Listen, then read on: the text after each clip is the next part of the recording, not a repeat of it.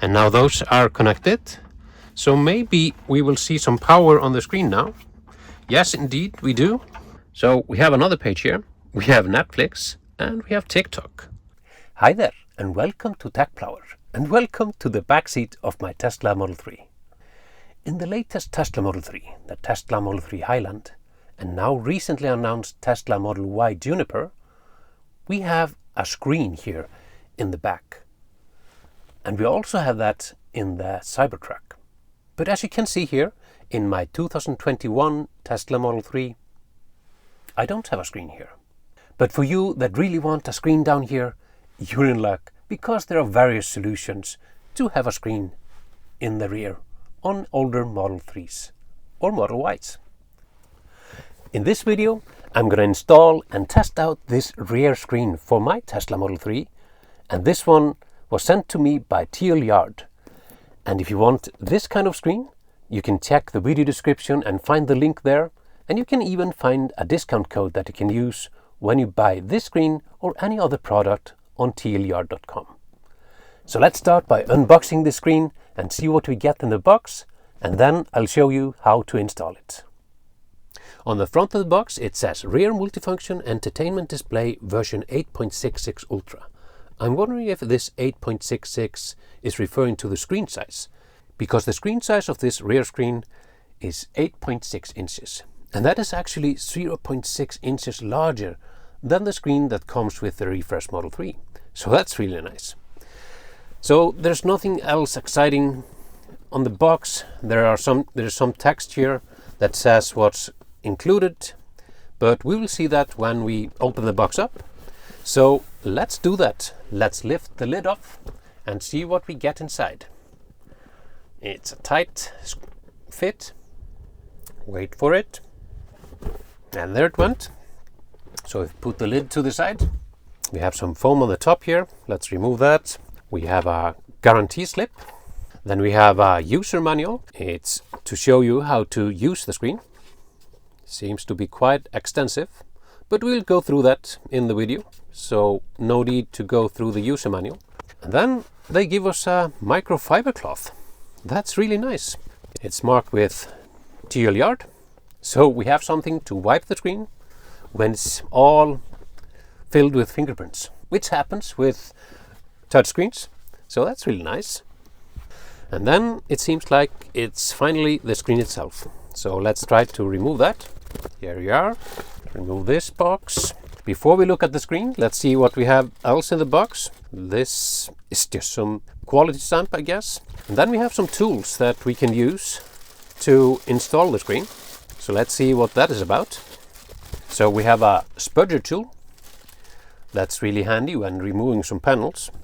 And then we have this power cap that will be used to close the loop of one cable that we will disconnect in this installation process. You will see how this will be used. And finally, we have the OBD connector that connects to the car, and then the two connectors, or three connectors it seems, that connect to the display. So we looked at all the cables, so let's look at the display itself. It's well packaged in this foam, and then we have plastic around it.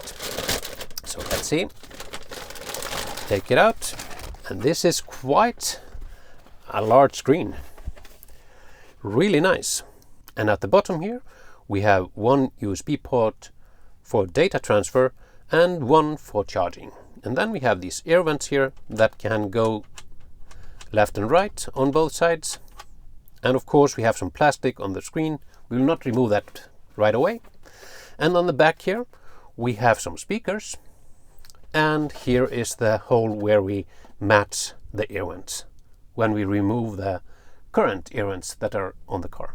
And of course we have the cables and the connectors to connect everything. Oh, and one more thing. We get an adapter from USB-C to USB-A. That's a good bonus. So that can be used on either of the ports here. So this is what came in the box. So let's start the installation. So the first step is to remove the original air vent. And this one is only fastened with some clips. So there are no screws to loosen up. So we simply have to pull it up, But be careful, because there are some cables that are connected to this one, so we don't want to pull it out too far. So let's just try this out. We can pull on it a little bit. I feel that it's loosened up here on the right side. There it went, and it loosens up on the left side as well. And that was it. It's all loose. And we can see the cable down here that I was talking about. And now we have to remove this cable because we need to connect the screen. And here we have the cable. And you see that there's a clip on it here.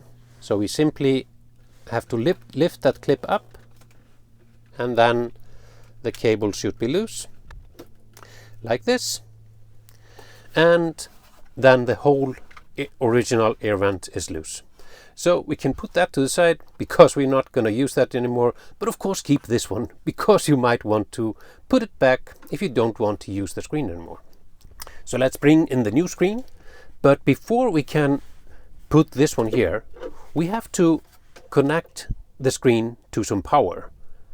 And we have to loosen up some panels to get access to the power which is under here. So let's place the screen here for the time being and check out the panels under there. So now we have to remove this panel here, and we can use the spudger tool that came with the kit to help us out here, and just put it to the sides and try to pry this open somehow. So like this. Just try to get the plastic tool in between. A little bit difficult to show you.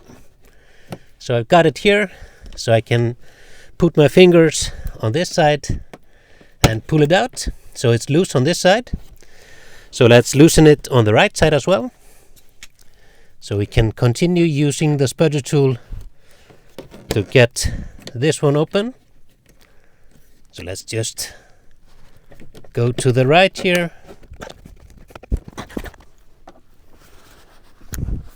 Like this. And that's to loosen up. So now it's loose on both sides. So let's just pull it out. There are just some clips back here. There's a clip there. Just being stubborn. There it went out. So here we see the OBD connector that I need to disconnect and connect the rear screen to. But as you can see, this is not an OBD connector that came with the screen. So this is probably for older Model 3s. So I will need to get another cable from Tlyard to finalize this setup. I've now received a new cable from Tlyard with a connector that matches with the blue OBD port that is in my car. The one that I got in the box has too few pins, but this connector here has the same amount of pins as the OBD port in my car. But before disconnecting anything and connecting this one, I recommend that we remove this panel because we have to thread the cable from here and up to the display. And by removing this panel, it's much easier to thread the cable up. So we have to remove these screws, and then there are only clips that hold the remaining parts of this panel. So it's a T15 screw, so we'll just loosen them up like this. The first one out, and the second one. And now we should be able to pull this panel out, and it should be loose, like this. So that one is out. So now we have all the access we need to thread the cable up here and up to the display. So now we can disconnect this OBD port and connect this one instead and daisy chain it to this one. We just have to press this clip here and then pull the connector out. It's a little tight, so just take your time.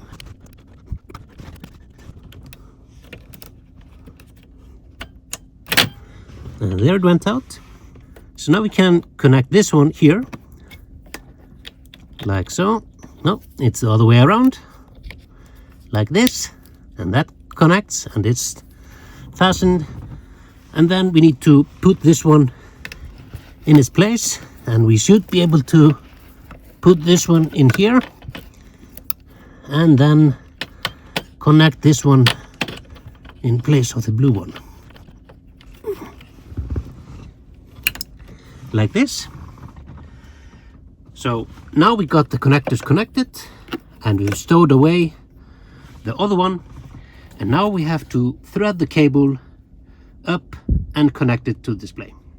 So now we have good access for the cables up here, and we have these two connectors. So if we turn the display around, we see that we have this white one that should go over here. So we simply put it over here, and we should hear it click. And let's see if it's stuck. Yep, it's stuck. And then we have this black one here as well, and that simply connects here, and it can only connect in one way. You see that we have a clip here and a little nib here, so we align those, and now those are connected. So maybe we will see some power on the screen now. Yes, indeed we do. So let's see what happens before we install the screen. We see the Tlyard logo, and the screen is booting up, and we see that it's running Android operating system. And now we can see the buttons on the top, on the bottom here. And now the screen seems to at least turn on, but let's see if it works. So if we turn off the air conditioning, and it indeed turns off the air conditioning. You turn it back on, and it turns back on. So now that we know the display works, let's put back all the panels and place the screen over here so it's in its correct place, and we can start looking into the functionality of the display itself. So now, since we have connected the cable to the display, we can put the panel back on that we took off here, and then also put the small panel on at the bottom. Now we just have to place this panel and thread our cable. We have to thread it up here and make sure it's not in the way of the clips. So we can thread it on this side and follow the route where the original power cable came out. So it's a little bit tight. So we do like this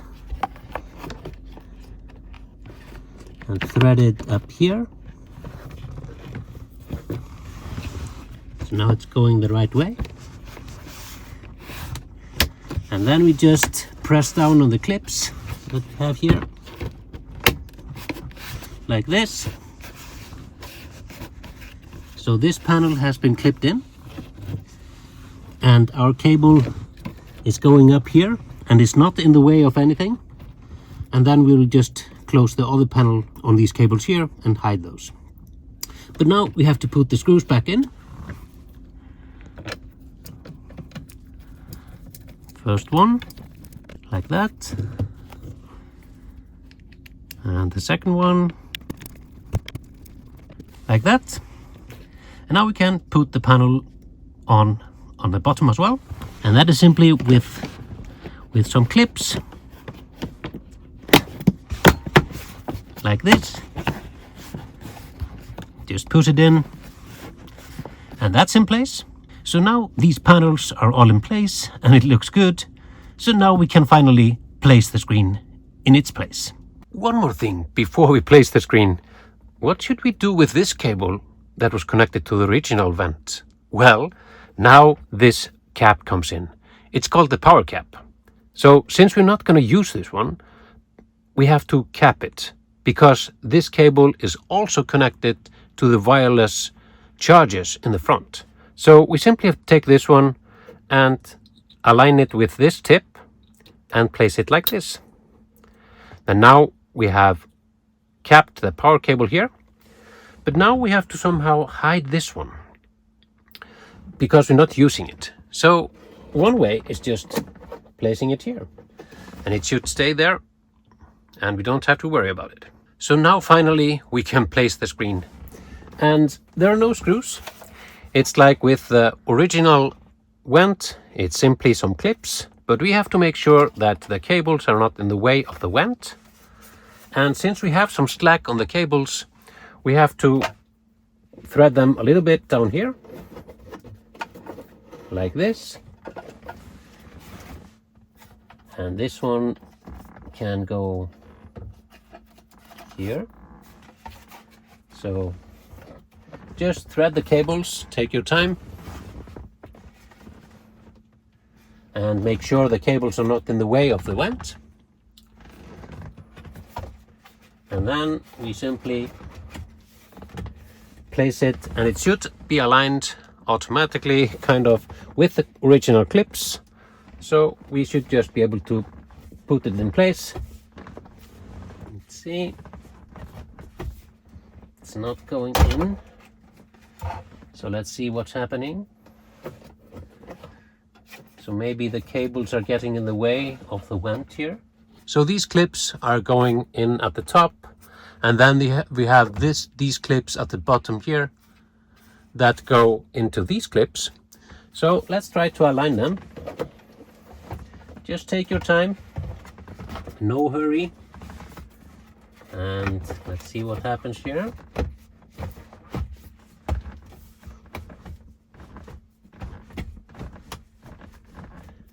Will it click in place? Let's see. I would think it would click more in place here, but maybe that's it. Let's see.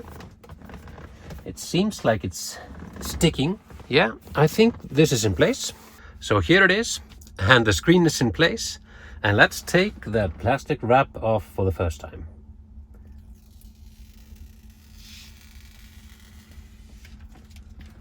That was satisfying. And we have some sticky tape here. Let's remove that as well. Oh, there was another plastic on the display. So double plastic. So let's remove this one as well.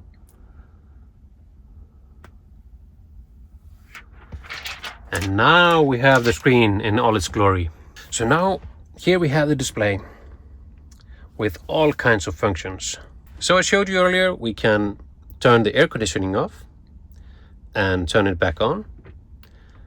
And on the sides here, we can control the intensity of the air conditioning. You hear that it's blowing harder now, so we can decrease it again down to 1. And we can change the temperature, and we can lower it back down. So we have all kinds of settings here. We have something called anion.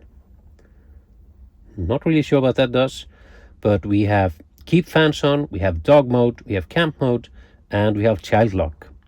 So the child lock locks the screen, so any child that is back here can't change the screen settings. So down here we have more menus, and these are buttons on the screen itself, so not on the display part. So here, for the second icon, we get access to the heat controls for all the seats in the car. So we can even control the seat heating in the driver's seat, whether we would want to have it on 3 bars, and we can also turn it off. And we can control the seat heating in all of the seats from here. That is really neat. And we can turn them off, of course, like so. And the next option is the option to be able to move the passenger seat. I'm not sure that this will work because I didn't have a cable in the kit to connect to the seat control on the seat. So let's see what happens if I try that. Yes, even though I didn't have a cable to connect it directly to the seat controls, it seems to be able to control the seats directly via the OBD port. So that's really neat. And I can move the passenger seat, you can see it in the corner here, back and forth. And I can even change the angle of the seat here as well. So you actually get more granular control of the seats through this display than from the Tesla display. Oh, I just noticed now that you can actually control the lumbar support here as well. But since the passenger seat doesn't have any lumbar support, that doesn't work. But for the driver's seat, you can control the lumbar support. That's awesome as well. I didn't know that. Alright, the next one is music. So you can control the music from here. So if something is playing on the main screen, you can control the music here as well. So if you go here, we have an overview of all the apps that we have in the screen. We have the music one. I'm wondering if that's the same. No, it's a different one. So you can either have local storage. Oh wait. We got some music on the device already. And you hear that it's playing through the speakers on the screen itself. So we can pause it and we can go to the previous track, or we can just go back here. We have a video player, and that's the same. You can play video from an external one or some video that is currently on the device itself. And it seems like we have some sample video here. Then we have gallery, which is a picture gallery. So you can either have it locally on the device or on a USB. You have a file manager. It's basically a small Android tablet. We have all kinds of settings. We can set the network, we can set the Bluetooth, change display settings, car settings, navigation settings. I'm not sure why we would want the navigation settings in the back screen, but it's available. And then we have Chrome. So we can just go to the internet here if we connect this screen to the internet as well. Then we have the Play Store. So we can actually get any apps we want to this device, as long as this device supports that app. Then we have YouTube. But since I'm not connected to the internet right now, on this display we get this screen, but you see that this is just the normal YouTube view. And car info, temperature unit, we have the steering wheel on the left side here in Iceland, 24-hour time format. Well, we use the 24-hour time format here in Iceland, so I'll change that. Time zone. So let's see. We have 0 here, which I guess is, well, I'm not really sure what this time zone setting is. I thought it was the time zone like GMT, GMT +1, but the clock doesn't seem to be changing. So, but here at least we have settings for the time. So we have another page here. We have Netflix and we have TikTok. So if we open Netflix, we should get the UI, but since I'm not connected to the internet, we cannot open that. But I would be able to log in with my Netflix account and watch Netflix here in the backseat, which is really nice. Same here with TikTok. We could log into TikTok and watch some awesome TikToks. So this is really nice. We even have a YouTube button down here, or it's actually a video button. So we get all the video players that we have installed on this device. So we have Netflix, YouTube, local video, and TikTok, which are the same ones as I showed here. Netflix, TikTok, YouTube, and video. But it's nice to have a dedicated button for the video. And the settings button brings me back to the settings, and we can go back here with the back arrow. I guess I would usually have the heating controls up on the screen as a default, but then if I want to watch something, I would go to the video option, or if I want to listen to some music, I can do that here. As you can see up here, I can connect this one to Bluetooth. So we have Bluetooth settings, So I can connect any Bluetooth headphone to it. I can connect a Bluetooth controller if I want to play some games on here, which you could do if you simply go to the Play Store and download some games. And here you also have access to the Wi-Fi settings, your sound settings, system optimize. I'm not sure what that is. Let's check it out. All right, seems to be optimizing the system simply.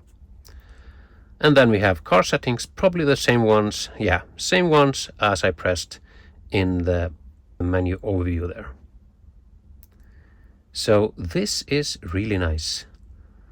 It's really crisp display, and we of course have these manual buttons here for directing the airflow, and then we have the USB ports down here. 2 USB-C ports, one that supports charging and one that only supports data. So this was my installation and review of the 8.6-inch Tlyard rear display for the Model 3 and the Model Y. I was positively surprised that I didn't have to connect directly to the seat controls on the passenger seat to be able to control it. I could control it from the display just via the OBD port. And that's awesome. Less cables to connect and just makes the installation easier. I'm really happy with the display. It offers so many functionalities. You can connect your headphones with Bluetooth or even via USB. You can connect game controllers to the display. You can watch Netflix, you can watch YouTube. You can listen to music. You can control the temperature and airflow from this rear screen. You can control the passenger seat from the rear screen as well. And there are more things you can do. And if you want some games on the display, you can simply go to the Google Play Store and download your favorite games. So it's kind of endless possibilities. If you want this kind of screen, or a slightly different one, or some other Tesla accessory, please go to tlyard.com, find the rear screen you want, or the accessory you want, but at checkout, please use the discount code TechPlower, the name of my channel, and you will get some generous discount. I really hope you liked this video, and maybe you are thinking now to get your own rear display in your Tesla. If you like this video, please check out my other content on my channel, and please consider subscribing, because it really helps my channel grow. And don't forget to like, comment, subscribe and share. See you in the next video.